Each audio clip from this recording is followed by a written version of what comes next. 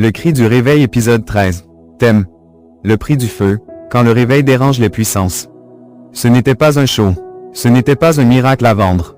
C'était un feu, qui brûlait les ténèbres. En 1930, un jeune ouvrier du nom de Joseph Ayo Babalola entendit l'appel de Dieu. « Lève-toi, je t'envoie. » Il ne portait ni toge ni titre religieux.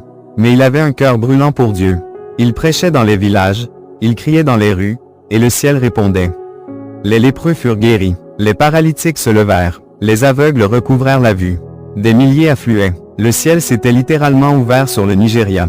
Le réveil était né, mais chaque feu authentique attire des vents contraires. Là où le Saint-Esprit agit, les puissances réagissent. Babalola n'était pas seulement suivi par des foules, mais aussi combattu par des chefs traditionnels, menacé par les autorités, rejeté par certains religieux. On tenta de l'arrêter, mais il ne s'arrêta pas. Il avait un secret, l'autel. Il priait jusqu'à ce que le sol tremble. Il jeûnait jusqu'à ce que les cieux s'ouvrent. Il marchait dans la sainteté.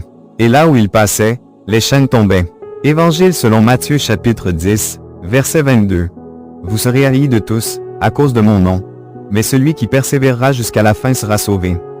Lettre aux Éphésiens chapitre 6, versets 11 et 12.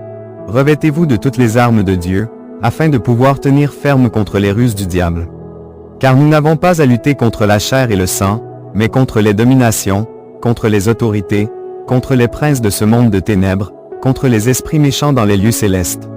Le réveil dérange parce qu'il libère. Il irrite parce qu'il éclaire. Il scandalise parce qu'il transforme. Si tu vis un vrai feu spirituel, ne sois pas surpris par les combats. C'est le signe que le ciel est avec toi. Tu es en guerre, mais tu n'es pas seul. Le réveil africain ne fut pas seulement un épisode. C'est un héritage, mais il a un prix. Le prix de la consécration. Le prix de l'opposition. Le prix de l'obéissance. Le feu n'est pas gratuit. Il se gagne dans le secret. Il se garde dans la prière. Il se porte avec foi. Alors, à toi qui lis ce message, vas-tu te cacher ou te lever? Vas-tu éteindre ton feu ou souffler dessus? Le Saint-Esprit cherche encore des Joseph Babalola aujourd'hui.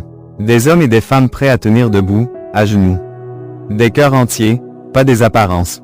Seigneur, donne-moi le courage de porter ton feu même quand tout en moi veut fuir. Donne-moi la force d'endurer l'opposition, d'aimer mes ennemis, de rester pur dans un monde souillé. Que mon autel ne soit jamais éteint, que mon feu ne soit jamais emprisonné. Si Joseph Ayo Babalola a tenu debout dans son époque, moi aussi je tiendrai dans la mienne. Je suis né pour ce feu, et je ne reculerai pas.